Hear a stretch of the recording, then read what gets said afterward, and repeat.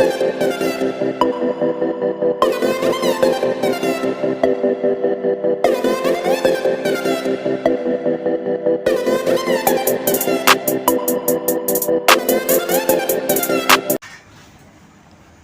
वालेकुम स्टूडेंट, आज हम 9 क्लास जनरल ग्रुप का मॉडल पेपर सॉल्व कराएंगे जो बोर्ड की तरफ से आया है।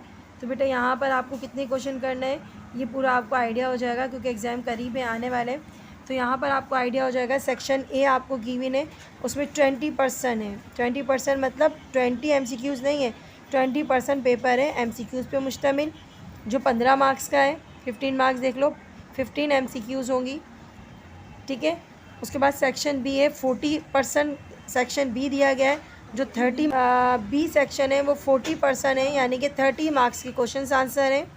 उसके बाद सेक्शन सी जो है आपका 40% पेपर आएगा और वो 30 मार्क्स का, यानी कि सेक्शन बी और सेक्शन सी दोनों इक्वल मार्क्स हैं, 30 मार्क्स के हैं और MCQs 15 मार्क्स की है। टोटल पेपर मिला के हो गया 75 मार्क्स का, ओके। उसके बाद आपको सेक्शन ए जो है उसमें 15 MCQs दिए जाएंगे, आपको 15 MCQs करना है, ठीक है। उसके बाद आपके पास सेक्शन बी है, आपके पास शॉर्ट आंसर दिए जाएंगे। मैं इसकी डिटेल बता रही हूँ जो ऊपर है। सेक्शन बी जो है वो शॉर्ट आंसर पे मुश्तमिल है, शॉर्ट आंसर दिए जाएंगे। उनमें आपको 10 क्वेश्चन गिवन होंगे, यानी कि 10 सवाल दिए जाएंगे और आपको करने होंगे 10 में से 6 क्वेश्चन, यानी कि 10 में से आपको 6 क्वेश्चन अटैम्प्ट करने होंगे और 4 क्वेश्चन की आपकी चॉइस होगी, ठीक है। 10 दिए जाएंगे, आपको 6 करने और 4 क्वेश्चन आप उसमें से छोड़ सकते हो। उसके बाद नीचे आपके पास देखेगा सेक्शन सी है, डिस्क्रिप्टिव क्वेश्चन है, इसका मतलब है लॉन्ग आंसर है। अब लॉन्ग आंसर दिए जाएंगे आपको, जो 5 होंगे यानी कि 5 क्वेश्चन दिए जाएंगे, उसमें से आपको अटैम्प्ट करना है कोई से भी 3 क्वेश्चन अटैम्प्ट करना है, ठीक है। तो आपको सी सेक्शन में टोटल 5 क्वेश्चन दिए जाएंगे और आपको 3 क्वेश्चन करने हैं और 2 क्वेश्चन की जो है आपके पास चॉइस है। तो हम आपको शुरू करते हैं। सेक्शन ए जो है वो आपके पास मॉडल पेपर में नहीं गिवन है, लेकिन हम सेक्शन बी से आपको करवाएंगे जो बोर्ड की तरफ से दिया गया है। तमाम की तमाम एक्सरसाइज जो मैंने आपको करवा दी हैं, जो नहीं भी करवाई हैं, वो सारी एक्सरसाइज जो सेक्शन बी में आई हैं वो सब आपकी बहुत इंपॉर्टेंट है, नोट डाउन करती जाइएगा। ये एक्सरसाइज की आपको तैयारी करनी है, इनमें से क्वेश्चन भी लग सकते हैं और ये एक्सरसाइज तो कंफर्म है कि ये एक्सरसाइज जो अटैम्प्ट इस पेपर में है वो सारी की सारी आपको तैयार करनी है, ये ज़रूर आएंगी। अच्छा, क्वेश्चन नंबर 1 देखिएगा बेटा। Attempt any 6 question from this section. अच्छा, इसमें क्वेश्चन नंबर 2 से स्टार्ट किया हुआ है क्योंकि क्वेश्चन नंबर 1 जो होता है ना वो MCQs होती हैं, तो यहाँ क्वेश्चन नंबर 2 से स्टार्ट किया जाता है। तो आप जब भी क्वेश्चन अटैम्प्ट करोगे, आप अगर क्वेश्चन नहीं भी उतारे तो क्वेश्चन का पेपर नंबर ये वाला उतारिएगा, जो क्वेश्चन पेपर नंबर पे दिया है वही नंबर उतारिएगा। आप अपनी मर्ज़ी से नंबर मत डालिएगा। तो क्वेश्चन नंबर 2 लिखा हुआ है तो हम 2 ही करके उतारेंगे। तो लिखा हुआ है convert 3 to 4 324 into base 5 system. बच्चों ये याद होगा, बेस 5 सिस्टम मैंने करवाई थी आपको एक्सरसाइज नंबर 1.1। तो ये एक्सरसाइज नंबर 1.1 में दी गई है। अब देखिएगा हमने करना क्या होता है, हमें बेस 5 पे चेंज करना है। एक्सरसाइज हम 1.1 करवा चुके हैं आपको ऑलरेडी। तो क्या करेंगे बच्चों, 324 बेस 5 में चेंज करना है, तो आपने किससे करना है, 5 से करना है, ठीक है। अच्छा, 5 के टेबल में 32 आता है, नहीं आता, तो हम क्या करेंगे, 5 6 30, आपको एलसीएम निकालना आता होगा। 5 6 30, 2 हमने इसको कैरी दे दिया तो 24 हो गया। तो 5 6 30 हो गया। 5 के टेबल में 24 आता है, नहीं आता, लेकिन 24 से छोटा आता है। 5 4 20, कितना बचा, सिर्फ 4 बचा, तो आपने 4 यहाँ लिख दिया। अगर आपको ऐसे भी मुश्किल लगता है बेटा तो आप इसको डिवाइड करके देखो, ऐसे करते 5 6 30, 2 बचे, 4 उतारे, 5 4 20, 4 बचा। जो ये रिमाइंडर बच जाता है ना वो हम यहाँ लिखते जाते हैं। अब समझना आसान हो जाएगा आपको, ठीक है। अब बिल्कुल इसी तरीके से हम 64 को भी करेंगे। 5 1 5 1 5, ठीक है, 1 यहाँ कैरी हो गया, 14 बन गया। तो 14 से छोटा आता है 5 2 10, 2 आता है, और कितना बचा, 4 बच गया, आपने 4 यहाँ लिख दिया। दोबारा देखते हैं, 5 2 10, कितना बचा, 2 आपके पास बच गया, तो आप यहाँ पर 2 लिख देंगे। अगर आप यहाँ देखेंगे तो आपके पास अब मज़ीद सॉल्व नहीं हो सकता, क्योंकि 2 जो है वो छोटा नंबर है और 5 जो है वो बड़ा नंबर है। तो इसका मतलब है ये मज़ीद सॉल्व नहीं हो सकता। अब इसको उतारने का तरीका क्या है बेटा? अब इसको उतारने का तरीका ये है, 2 2 उल्टा चलेंगे, कैसे? 2 2 4 4 और ये किस में चेंज हो गया? 5 में। ठीक है बेटा, ये आपका आंसर। देखें ऐसे नज़र आ रहा होगा आपको, 2 2 4 4 आपने उतारा और ये आपका आंसर है।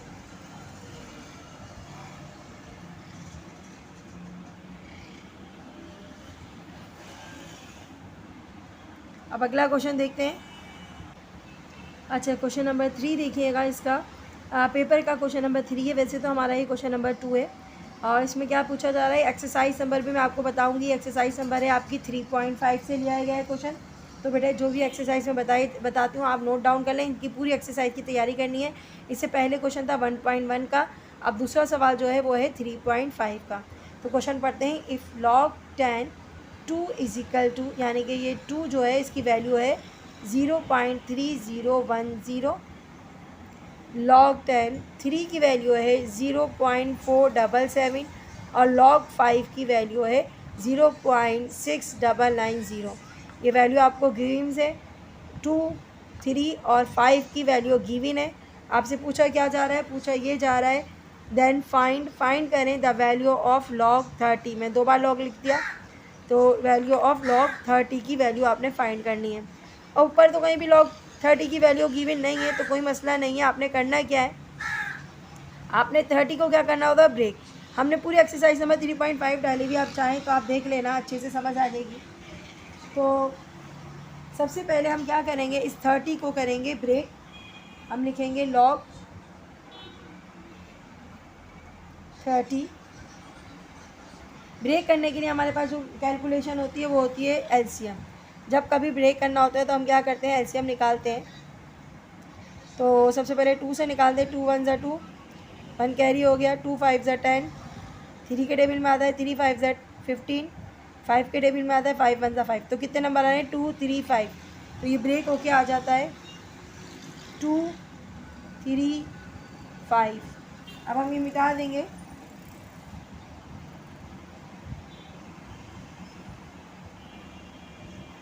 तो ये 30 को हमने ब्रेक कर दिया। 30 को ब्रेक करके आया 2 3 5 आया।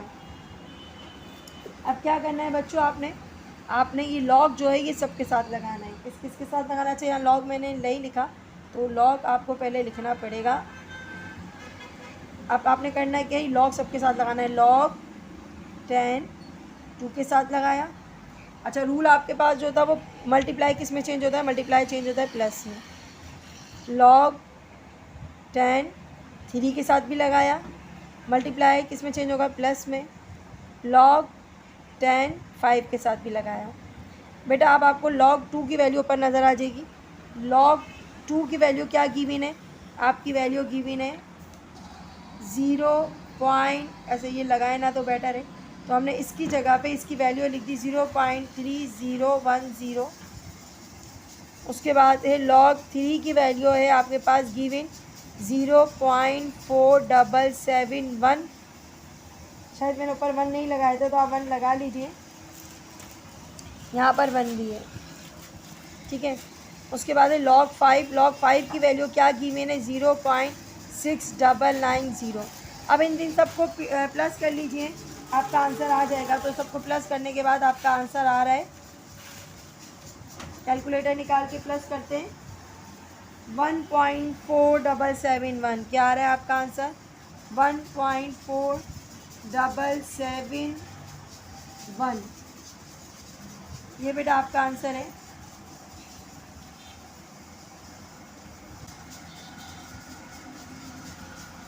क्वेश्चन नंबर 4 देखिएगा, आपके पास है। क्वेश्चन नंबर 4 में सवाल पढ़ के सुनाती हूँ मैं आपको। 8 स्टूडेंट ऑफ 10 हासिल करते हैं 45 36 12 45 10 16 48 एंड 32। ये नंबर्स हासिल करते हैं किस पेपर में? इंग्लिश के पेपर में। Find there median. आपने इसमें मीडियन फाइंड करना है बेटा। यह आपको एक्सरसाइज मिल जाएगी चैप्टर 4 में। तो ये चैप्टर 4 में करवाई नहीं मैंने, आप चेक कर लेना, नहीं करवाई होगी तो करवा दूँगी। 4.2 और 4.3 में ही एक्सरसाइज। तो बेटा इसमें करना क्या होता है, मीडियन। मैं आपको यहाँ थोड़ा समझा देती हूँ मीडियन मतलब क्या होता है। मीडियन मीन्स होती है मिड टर्म, यानी कि बीच के नंबर। फॉर एग्जांपल जैसे मुझे 1 2 3 4 5 गिवन है, ठीक है। तो अगर मेरे पास ऑड नंबर गिवन है 1 2 3 4 5, तो मैं मीडियन आराम से निकाल सकती हूँ। मैं इन दोनों को कैंसिल कर दूँगी और जो बीच का नंबर बचेगा उसको मैं कहूँगी मीडियन है। समझ आ रही है। तो बीच मिड टर्म जो होती है, अरेंज करने के बाद सवाल को जो मिड टर्म होती है, अच्छा इसमें अरेंज करना ज़रूरी होता है, ठीक है। अगर आपके क्वेश्चन अरेंज नहीं हुए असेंडिंग ऑर्डर में तो आपको अरेंज करना ज़रूरी है। अगर आप अरेंज नहीं करोगे तो आपका आंसर सही नहीं आएगा। तो हम इसको पहले अरेंज करेंगे असेंडिंग ऑर्डर में। लेकिन यहाँ तो 5 नंबर तो आराम से हो गया, लेकिन अगर यहाँ 6 नंबर होते फॉर एग्जाम्पल, फिर कैसे निकालते आप? फिर तो आपको मिस मिड टर्म तो मिल ही नहीं रही। यहाँ तो 3 होगा, यहाँ पर भी 3 होगा, मिड टर्म तो कुछ नहीं है। नहीं, ऐसा नहीं है। हम क्या करेंगे, 2-2 करके वैल्यूज़ छोड़ देंगे। जो बीच में जो वैल्यूज़ बचेंगी ना, ठीक है, उन वैल्यूज़ को आप प्लस करके 2 से डिवाइड करते हैं। इसके बहुत सारे तरीके हैं बेटा, इसके बहुत सारे मेथड हैं मेरे पास। मुश्किल मतलब थोड़े बड़े फार्मूले भी हैं, लेकिन आपकी बुक के हिसाब से लेके चलूँगी। जो आपकी बुक में गिवन है वही हिसाब लूँगी मैं। तो मिड टर्म में जो 2 वैल्यू आपके पास नज़र आ रही हैं उनको हम प्लस करके 2 से डिवाइड करा लेंगे। सिंपल। 4 और 3 कितना होता है 7, और 2 से डिवाइड करा लेंगे तो आपके पास आ जाएगा 3.5। लेकिन मैं आपको ये सब एग्जांपल बता रही हूँ, इससे अच्छा आपको क्वेश्चन करके दिखा देती हूँ ताकि आपका टाइम ज़ाया ना हो। तो सबसे पहले हम क्या करेंगे, इसको अरेंज करेंगे। स्टूडेंट्स के जो नंबर हैं आप उसको अरेंज करेंगे। आपके पास है, पहले हम हेडिंग डालेंगे, जैसे आप पेपर में करेंगे उसी तरीके से करेंगे, क्योंकि आपको एक मेथड आना चाहिए पेपर करने का, पेपर कैसे हैंडल करते हैं।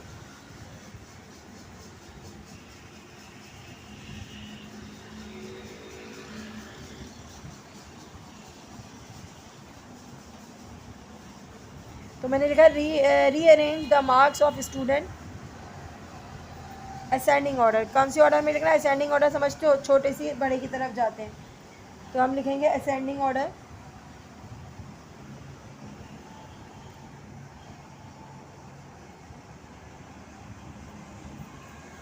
तो बेटा छोटे से बड़े की तरफ चलते हैं। सबसे छोटा नंबर क्या है आपके पास? आपके पास सबसे छोटा नंबर है 10। तो हम लिखेंगे पहले 10, फिर क्या है, फिर है 12, फिर है 16, फिर है 32, फिर है 36, फिर है 45, फिर दोबारा 45 और आखिर में 48। देखो 8 नंबर हो गए, 1 2 3 4 5 6 7 8, 8 नंबर हो गए। इसका मतलब है आपने क्या करना है, आपने मिड टर्म निकालनी है। तो मिड टर्म कैसे निकालोगे बच्चों, मीडियन कैसे निकालोगे? इवन नंबर है यानी कि 2 नंबर आएंगे, समझ जाओ। इवन नंबर होंगे तो बीच में 2 नंबर बचेंगे। तो हमने 3 नंबर को अलग कर लिया, ठीक है। अब 2 नंबर, ये 2 नंबर बच गए, यानी कि 32 और 36 बच गया। आपने इन 2 नंबर को लिखना है, मीडियन, सही है। 32 और क्या बचा है प्लस 36 अपॉन कितने नंबर थे 2, तो 2 लिख दिया। इन दोनों को प्लस करते हैं, 36 और 32 कितना होता है 68 अपॉन 2। 2 से डिवाइड कर दो बेटा, डिवाइड करने के बाद आ जाता है 2 1 2 2 3 6 2 4 34। डिवाइड करने के बाद क्या आता है, डिवाइड करने के बाद आता है 34। और बेटा ये आपका मीडियन है।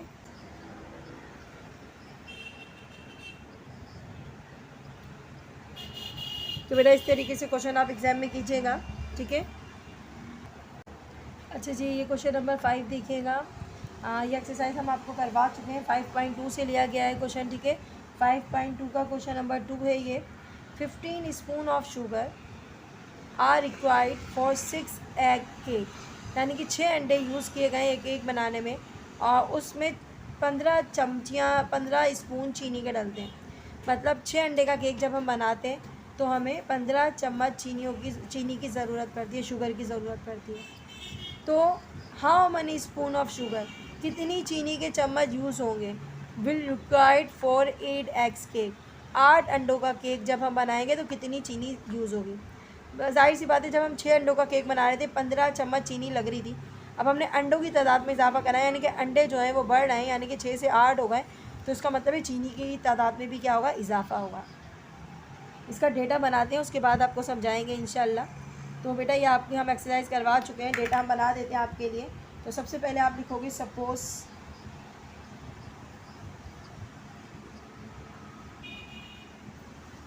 The required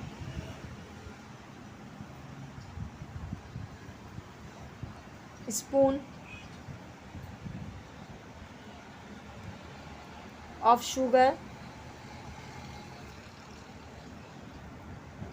is equal to X. हमें पता नहीं है ना कितनी चम्मच चीनी यूज़ होगी, तो हमने लिख दिया हमें एक्स चीनी की ज़रूरत है, क्योंकि हमें चीनी हमें पता नहीं है।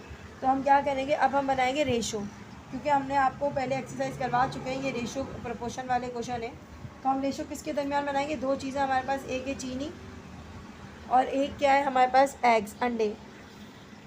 तो हम बनाएंगे रेशो बिटवीन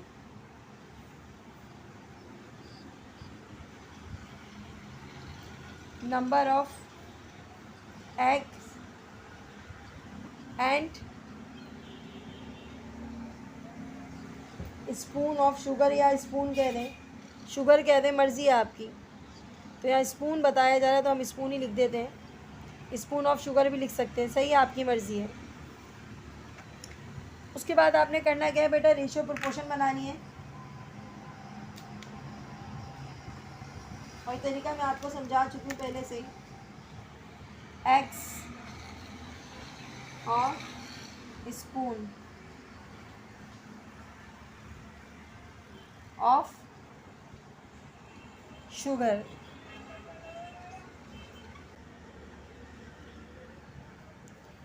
अंडे थे सबसे पहले 6, और कितनी चम्मच चीनी डाली थी, 15, सही है। अब अंडों की तादाद में इजाफा हो गया, 8 अंडे हो गए, चीनी कितनी जल रही है हमें पता नहीं है। अब इसका मतलब क्या हुआ, कौन सी प्रोपोर्शन यूज़ हो रही है, पहले तो आपको ये देखना पड़ेगा कि एक चीज़ में इजाफा होता है तो दूसरी चीज़ में भी इजाफा होता है। अगर अंडों में इजाफा हो रहा है तो चीनी, अब देखिए अंडों में इजाफा हो रहा है, इसका मतलब है अंडे ऊपर की तरफ जा रही है आपकी रेशो, क्योंकि अंडों में क्या हो रहा है, इजाफा हो रहा है, तो रेशो क्या है, ऊपर की तरफ जा रही है। अब अगर अंडों में इजाफा हो रहा है तो इसका मतलब क्या है, चीनी में भी इजाफा होगा, तो चीनी की जो भी है रेशो कहाँ जा रही है, ऊपर की तरफ जा रही है। समझ आ रही है बात। जब एक चीज़ में इजाफा करने से दूसरी चीज़ में इजाफा होता है तो इसका मतलब है ये आपकी कौन सी प्रोपोर्शन हो गई, डायरेक्ट प्रोपोर्शन हो गई। इधर भी बढ़ रहा है और इधर भी बढ़ रहा है, तो ये आपकी कौन सी प्रोपोर्शन है, डायरेक्ट प्रोपोर्शन है। आप इसको कैसे लेके चलते हैं बेटा, जहाँ इसकी टैल है, टैल देख रहे हो नीचे, तो आप इसको लिखेंगे पहले, सही है। तो हमने इसकी टैल जहाँ पर है हमने लिखा 8 रेशो 6, ठीक है। उसके बाद है आप प्रोपोर्शन डालो, इजिकल डालो, आपकी मर्ज़ी है। मैंने पिछली बार इजिकल डलवाया था, एक ही बात है। फिर हम इसकी टैल देखेंगे, टैल का है एक्स पर रेशो 15। अब करना क्या है, आपने करना ये है, सबसे पहले तो आपने प्रोडक्ट ऑफ एक्सट्रीम और प्रोडक्ट ऑफ मीन्स क्या है आपको ये जानना पड़ेगा। ये जो है ना नंबर, ये कहलाते हैं प्रोडक्ट ऑफ एक्सट्रीम, और ये नंबर कहलाते हैं प्रोडक्ट ऑफ मीन्स। समझ आ रही है। लास्ट के जो 2 नंबर होते हैं वो प्रोडक्ट ऑफ एक्सट्रीम कहलाते हैं, और ये नंबर क्या कहलाते हैं, प्रोडक्ट ऑफ मीन कहलाते हैं। बच्चों ये हम आपको एक्सरसाइज करवा चुके हैं, आप ज़रा अच्छे से देख लेना। एक्सरसाइज नंबर 5.2, इसका मतलब ये होता है कि 6 मल्टीप्लाई बाय होगा एक्स से, और प्रोपोर्शन इजिकल में चेंज हो जाएगा, 8 मल्टीप्लाई हो जाएगा 15 से। 6 एक्सा क्या होता है बच्चों, 6 एक्सा 6 एक्स ही होता है। 15 8 क्या होता है, 120। 15 8 होता है 120। आपको एक्स फाइंड करना है, क्योंकि स्पून मालूम करना था ना आपको एक्स, तो हमने करना क्या है, एक्स को यहीं रखना है। और आप देखोगे 6 मल्टीप्लाई में, तो 6 जब मल्टीप्लाई में होता है तो डिवाइड में चला जाता है। जब वो अपनी जगह पोजीशन छोड़ता है ना, तो मल्टीप्लाई किस में चेंज होता है, डिवाइड में। तो मल्टीप्लाई किस में चला गया बेटा, डिवाइड में। 6 1 ज़ा 6, 6 2 ज़ा 12, 0 का 0। एक्स आ गया आपका, यहाँ जगह नहीं है मैं यहाँ लिख देती हूँ, एक्स आ गया आपका 20। इसका मतलब है जब हम 8 अंडों का केक बनाएंगे तो हमें 20 चम्मच चीनी की ज़रूरत पड़ेगी। तो हम यहाँ लिख देते हैं 20 स्पून ऑफ शुगर। एग्ज़ाम में अच्छा बेटा नेक्स्ट क्वेश्चन देखिएगा। क्वेश्चन नंबर 6 है। एक्सरसाइज नंबर आपको पहले बता दूं, एक्सरसाइज नंबर है 3.4। एक्सरसाइज नंबर 3.4 है आपके पास ये। तो इसमें पहला आपका क्वेश्चन जो है वो ये है आपके पास, इफ़ log 2, इसकी बेस 2 है, 64 is equal to X, then find the value of X, यानी कि एक्स की वैल्यू फाइंड करनी है। ठीक है, आपने सोल्यूशन डाला और सबसे पहले सवाल उतारा। आपके पास सवाल है log 2 64 is equal to X, क्या फाइंड करना है? एक्स फाइंड करना है, याद रखिएगा। ठीक है, सबसे पहले आप देखो इसकी log की बेस क्या है 2। जब हम सॉल्व करते हैं तो हमारे पास, हमने पूरी एक्सरसाइज कराई है, 2 जो होता है वो क्या हो जाता है? बड़ा हो जाता है, यानी कि बेस बन जाता है, और जो ये नंबर होता है ना, ये इसके ऊपर पावर बन जाता है। पूरी एक्सरसाइज कराइए बेटा, देख लेना क्या करा आपने। 2 को आपने कर लिया बड़ा, और ये जो एक्स है ये क्या बन गया? इसकी पावर बन गया, और ये जो नंबर है ना अपनी जगह शिफ्ट कर लेगा, 64 इधर आ जाएगा। पहली लाइन समझ जाओ, 2 आपने बड़ा कर दिया, उसकी पावर जो है एक्स बना दी, 2 बन गया बेस, पावर बन गई एक्स, और 64 अपनी जगह चेंज कर लेगा। सही है। अब आपने करना क्या है? अब आपने इन दोनों की सेम बेस बनानी है, मतलब 64 को इस तरीके से तोड़ना है, इस तरीके से ब्रेक करना है कि उसकी बेस 2 आ जाए। तो बहुत मुश्किल ना लें इस बात को, आप इसको डायरेक्टली 64 का हम एलसीएम निकाल दें। जब भी हम किसी चीज़ को ब्रेक कर रहे होते हैं ना, हम एलसीएम निकाल देते हैं। 2 3 ज़ा 6, 2 2 ज़ा 4, 2 1 ज़ा 2, 2 6 ज़ा 12, 2 8 ज़ा 16, 2 4 ज़ा 8, 2 2 ज़ा 4 और 2 1 ज़ा 2। कितने बार 2 आए? काउंट करें, 3 4 5 6 टाइम आए। तो हम लिख देंगे 2 जो आया है वो कितने, मैं मिटा रही हूँ उसको। तो 2 हमारे पास कितने टाइम आया है? 2 हमारे पास क्या आया है? 6 टाइम आया है।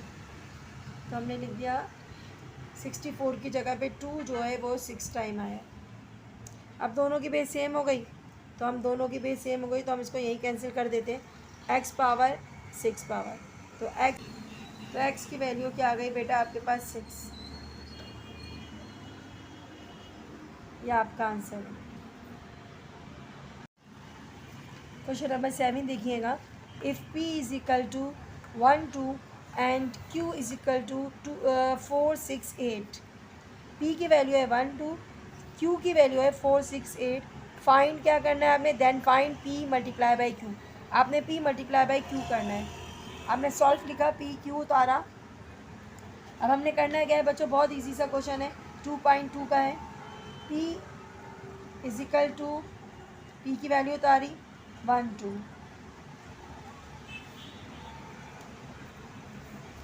और Q की वैल्यू उतारी आपने 4 6 8। मल्टीप्लाई कराना है, आपने मल्टीप्लाई का साइन डाला, और आपने करना क्या है बच्चों? बहुत सिंपल है, 1 के साथ सारे नंबर मल्टीप्लाई कराओगे। 1 4 1 6 1 8। ये मत कर देना 1 4 ज़ा 1 1 4 ज़ा 4 1 6 ज़ा, ऐसे नहीं करना है। आपने करना क्या है? 1 उतारा, ऑर्डर पेयर में देना है, 1 के साथ 4, फिर 1 उतारा, 1 के साथ 6। अच्छा कॉमा डाल देना, या नंबर कर सकते हैं क्योंकि छोटा सवाल है। उसके बाद कॉमा डाला, 1 के साथ 8।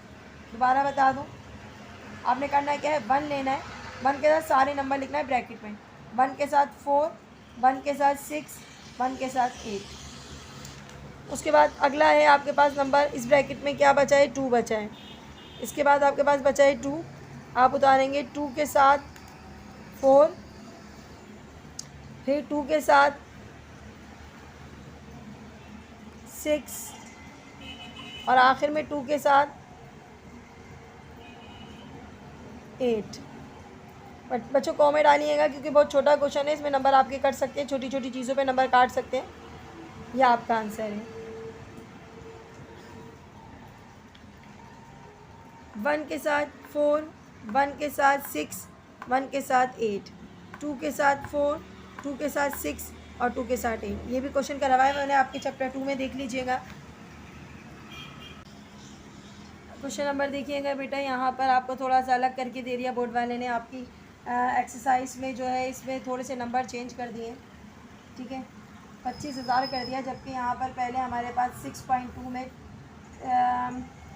थोड़े कम अमाउंट था, 24 ऐसा कुछ था, 2400 था, लेकिन हमारे पास ये 25,000 हो गया। क्वेश्चन पूरा वही है, पैटर्न वही है, सिर्फ सवाल देख के घबराना नहीं कि क्या हो गया। तो सवाल में नंबर आपके चेंज होके आ सकते हैं, क्योंकि मैथ है, आपके नंबर चेंज करके मिल सकते हैं। चलिए मैं क्वेश्चन पढ़ती हूँ। अ पर्सन सेव, एक शख्स ने सेव किए 25,000 25,000 रुपये इन अ ईयर, एक साल में। एक शख्स ने बचत की है 25,000 रुपये एक साल में। इस वाइफ, उसकी बीवी के पास है ऑर्नामेंट ऑफ, जो दूसरे पैसे उसकी बीवी का जो जमा हुए हैं, उसकी बीवी के पास 20,000 रुपये हैं, यानी कि 20,000 रुपीज़। हाउ मच ज़कात, अब बताओ उन दोनों के मिला के उनके ऊपर कितनी ज़कात अदा करनी होगी, यानी कि वो कितनी ज़कात अदा करेगा। सबसे पहले तो आपको देखना ये है कि सेविंग क्या है, ठीक है। अब हम डेटा बनाते हैं, तो डेटा बनाने के लिए सबसे पहले हमें देखना पड़ेगा कि क्या क्या उसके पास पैसे हैं। सबसे पहले सेविंग है उसकी, तो सेविंग उसकी कितनी है, 25,000 रुपये, ठीक है। उसके बाद है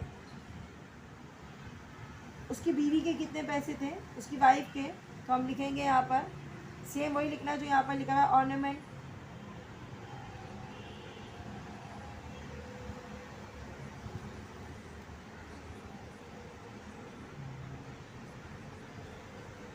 his wife, amount of ornament ज़्यादा बेटर रहेगा,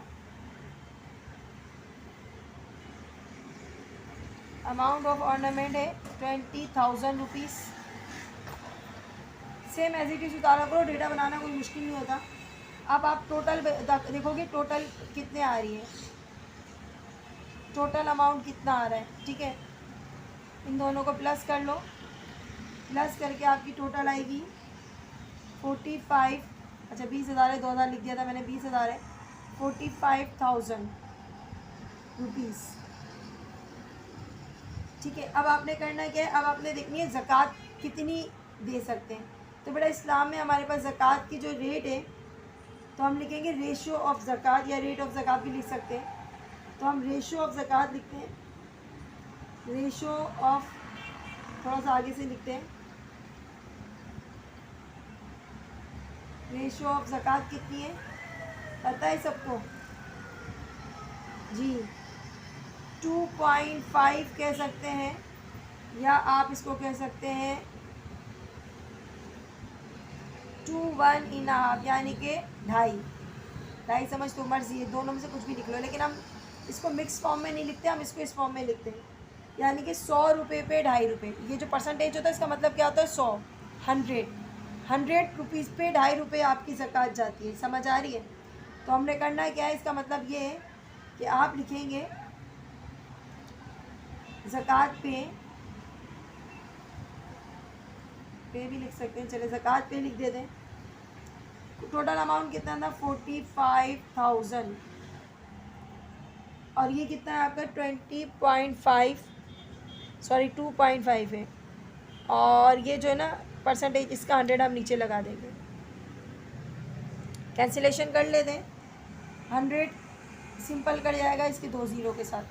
अब आपके पास बचेगा 450, यानी कि 450 मल्टीप्लाई बाई 2.5, कैलकुलेटर से कर लें, 450 को मल्टीप्लाई करोगे 2.5 से, तो आपका आंसर आएगा 1125, यानी कि 1125, 1125 रुपीज़ आप ज़कात अदा करोगे।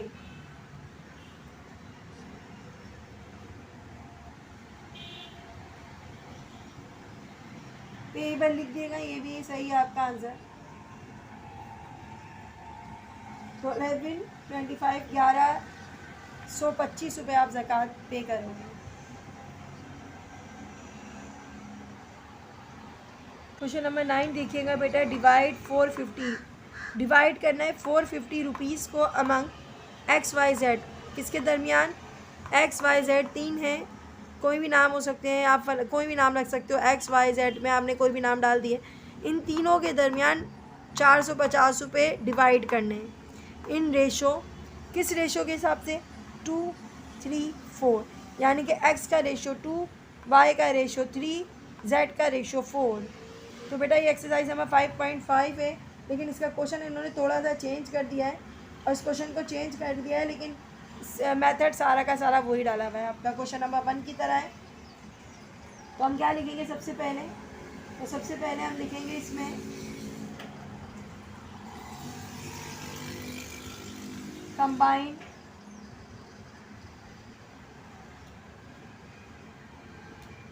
Combine ratio of X Y and Z, तीनों के दरमियान रेशो बताना है। तो बेटा रेशो क्या है आपके पास, x का रेशो होगा 2, y का होगा 3 और z का होगा 4। मतलब x को 2 में इसकी निस्बत 2 मिलेगा, यानी कि x को कम मिलेगा, उसकी निस्बत इसको ज़्यादा मिलेगा और उसकी रेशो इसको ज़्यादा मिलेगा, यानी कि सबसे ज़्यादा z के पास पैसे आना चाहिए, उससे कम y के पास आनी चाहिए और आखिर में जो कम है वो 2 के पास आनी चाहिए। इसका मतलब ये हुआ। तो सम ऑफ रेशो क्या होगा, इन सबको प्लस कर लोगे तो क्या आएगा,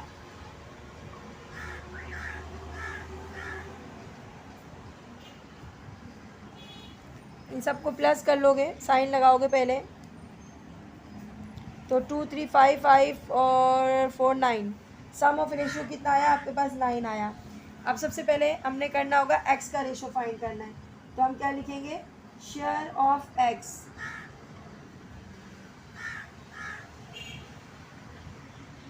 सबसे पहले x को क्या मिलेगा, तो x जो है वो हमारे पास 2 है, सही है। सम ऑफ रेशो कितना था, 9, 2/9 मल्टीप्लाई बाय टोटल अमाउंट मैंने लिखा नहीं है, टोटल अमाउंट ऊपर सबसे पहले लिखना था 450, 450 इसके पास अमाउंट है, तो हमने लिखना भूल गए थे, यहाँ पर लिख देना अमाउंट कितना है 450, तो हमने यहाँ लिख दिया 450। कैंसिल करवाना है, 9 1 ज़ा 9, 9 5 ज़ा 45, 0 का 0, 2 5 ज़ा 52 ज़ा कितना होता है 100, यानी कि x को कितने रुपीस मिलेंगे, x को मिलेंगे 100 रुपीस 450 में से। समझ आ रही है। अब है शेयर ऑफ y को थोड़े ज़्यादा मिलेंगे, तो y है 3 है ना y, अपाउंड सेम वही प्रोसेस, अपाउंड 9 मल्टीप्लाई बाय 450, सेम वही कैंसिलेशन होगी, 50 ऊपर आ जाएगा, 53 सा कितना होता है 150, 150 रुपये मिलेंगे, सही है। अब इसी तरीके से z, सेम प्रोसेस चलेगा,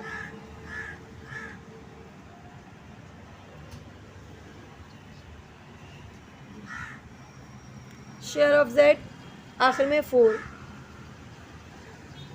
अपाउंड 9 मल्टीप्लाई बाय 450, वही सेम कैंसिलेशन, 50 बचेगा, 54 सा कितना होता है, 54 सा होता है 200,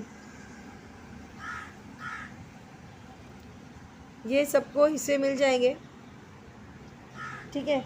अब आप देखो, अगर रीचेक करना चाहो ना कि हमने सही डिवाइड किए हैं या नहीं, तो आप इन सबको प्लस करके देख लो, 200 300 450, तो ये पूरे 450 रुपीज़ आपने डिस्ट्रीब्यूट कर दिए। किस तरीके से, x को 2 के हिसाब से शेयर मिला है, y को 3 के हिसाब से शेयर मिला है और z को 4 के हिसाब से शेयर मिला है। बच्चों ये आपका आंसर है।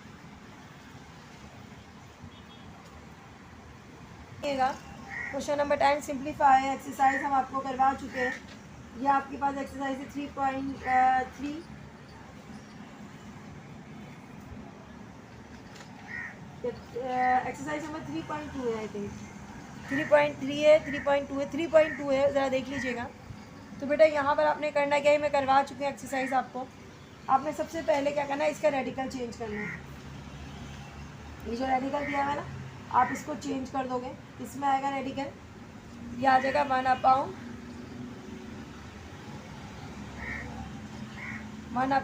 में। जब यहाँ कुछ नंबर दिया जाता है ना, वो अपाउंड में चला जाता है, सही है। अब आपने करना है क्या है, अब आपने इसको क्यूब में चेंज करना है। 8 का हमने एलसीएम निकालना है, 8 का एलसीएम निकालोगे ना तो लिखेगा 2 2 ज़ा 4 4 2 ज़ा 8। चले निकाल के दिखा देते हैं आपको। 2 4 ज़ा 8, 2 2 ज़ा 4, 2 1 ज़ा 2। 2 कितनी बार आया, 3 बार आया। तो मैं इस 8 की जगह पे क्या 2 लिख सकती हूँ क्यूब करके, बिल्कुल। इस 2 को एक बार लिखेंगे और 3 बार थे तो मैंने इसके ऊपर क्यूब लिख दिया। अब ये जो होता है ना 1/3, ये सबके साथ आएगा मल्टीप्लाई के साथ 1/3। एक्स है, एक्स के ऊपर पावर 4 है, मल्टीप्लाई बाय 1/3। वाई है, वाई पे -5 है, मल्टीप्लाई बाय 1/3। अब क्या है बच्चों, अब आपके पास है z, तो हमने z के ऊपर पावर है -6 ऑलरेडी, और 1/3 इसके साथ भी आ जाएगा। मैंने क्या करना है, मैंने ये 1/3 जो है ना वो सबकी पावर के साथ लिखना है, इसकी पावर के साथ, इसकी पावर के साथ, इसकी पावर के साथ, इसकी पावर के साथ। अब अगर कैंसिलेशन होती है तो कर लें, 3 से 3 कट गया, आपके पास बचा सिर्फ 2। सही है, 4 1 ज़ा 4, क्योंकि 3 और 4 तो कट नहीं सकता ना आपस में, तो 4 1 ज़ा 4, 4/, क्या आ गया 3। उसके बाद क्या है आपके पास y, 5 1 ज़ा -5/3, और आखिर में आपके पास है z, 3 1 ज़ा 3, 3 2 ज़ा 6, यानी कि कट रहा था तो हमने कैंसिल कर दिया, -2। अब यहाँ थोड़ा सा है, जिसकी पावर माइनस में होगी, समझ आ रही है, इसकी पावर भी माइनस में, इसकी पावर भी माइनस में, जिसकी पावर माइनस में होगी नीचे अपाउंड में आ जाएंगे। कैसे, 2 तो एज इट इज़ रहेगा, एक्स के ऊपर पावर क्या है, एक्स के ऊपर पावर है, एक्स के ऊपर पावर क्या है 4, तो हम 4 एज इट इज़ लिखेंगे, 4/3 सॉरी। और आपके पास जो है वो y में पावर जो है वो आपकी नीचे अपाउंड में आ जाएगी, क्योंकि उसके साथ माइनस था, पॉजिटिव हो गया। चले बेटा, अब करते हैं इसका लास्ट क्वेश्चन। अच्छा, लास्ट क्वेश्चन है सेक्शन बी का। क्वेश्चन नंबर 11 है, the population of village was 7740 इन 1961, यानी कि बताने एक गांव में जब पॉपुलेशन हमने आबादी को काउंट किया 1961 में, तो आबादी जो थी वो विलेज की, गांव की 7740, यानी कि 7740 थी। अब क्या होता है 10 साल बाद 1971 में द पॉपुलेशन बिकम्स, आबादी में जो इजाफा हुआ है वो हुआ है 8901, यानी कि 8901 आबादी इतनी हो गई है। ठीक है, पॉपुलेशन कितनी हो गई है 8901। फाइंड करना है आपने परसेंटेज कि किस हिसाब से इंक्रीज़ हुई है, आबादी बढ़ी है, किस आबादी जो है इन पॉपुलेशन, आबादी किस हिसाब से बढ़ी है, किस परसेंट के हिसाब से आबादी बढ़ी है, यानी कि किस परसेंटेज से वो आबादी इंक्रीज़ हो रही है। तो बेटा एक्सरसाइज नंबर 6.1 का क्वेश्चन नंबर 2 है। पहले हम डेटा बनाएंगे, तो हम लिखेंगे पॉपुलेशन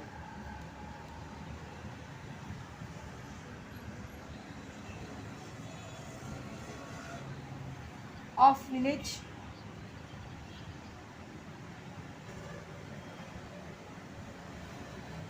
इन 1961। कितनी थी 1961 में, 7740। फिर दोबारा लिखेंगे पॉपुलेशन ऑफ विलेज इन 1971। कितनी हो गई 1971 में, 8901। कितना आबादी में इजाफा हुआ है, तो आप इसमें से इसको माइनस कर लोगे, आपको पता चल जाएगा कितना आबादी में इजाफा हुआ है। तो हम लिखेंगे इंक्रीज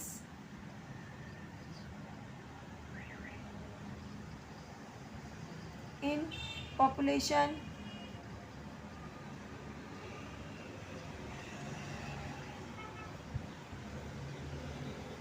टेन ईयर्स, 10 सालों में ना, माइनस करके देख लो। चलो हम यहाँ लिख देते हैं थोड़ा सा डेटा, ताकि आपको पता चल जाए हम क्या कर रहे हैं। 8901 में से माइनस करके देखते हैं 7740 को, तो क्या आएगा, यहाँ लिखना था, वैसे मेरे पास जगह नहीं है तो नीचे लिख रही हूँ मैं। तो आएगा आपके पास 1161, यानी कि 1161 तादाद में इजाफा हुआ है। अब इसका क्या निकालना है आपको, आप इसका परसेंटेज निकालना है, यानी कि जो आपके पास आया ना इंक्रीज फिगर, इसकी परसेंटेज निकालनी है। तो हम क्या लिखेंगे,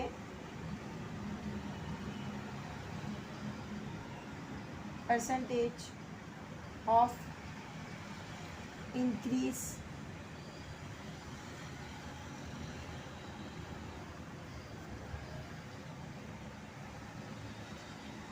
लिखने बस इतना ही बहुत है।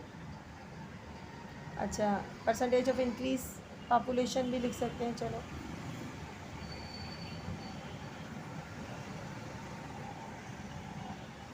तो सबसे पहले हमने परसेंटेज का डालना होता है 100, या आप सबसे पहले लिख दो जो इंक्रीज़ है आपके पास है 1161।